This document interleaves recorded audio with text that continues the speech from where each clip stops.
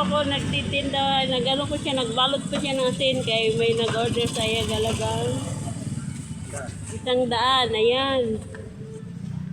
Good afternoon guys, mga idol. Andito po kami ngayon sa Batasan na yan, ang daming tao po. Yan. Paubos na po ang mga asin, no? Sinte, 10. Po. Yan po si asin. Kuya, 5 piso. Ayan, bibili ko sa thank you. Ayan po, may order po kasi tayo sa daan, guys. Yan. Hatag, sadaan. Asin, tag-5, tag-10. Yan, ihatid na niya doon sa toke niya na tindahan. Thank you guys. So,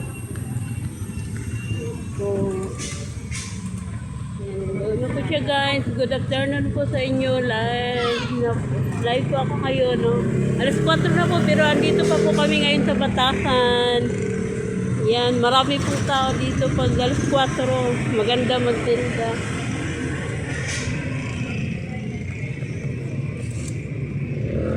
Yan po, may tinda po dito may siguran. Marami po paninda dito.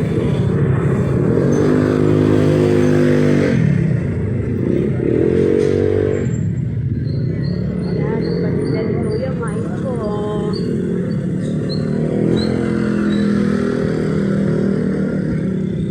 Ang ganda pala dito magtindag hapon na. Maraming maraming mga tao, maraming bumibili ng mga paninda.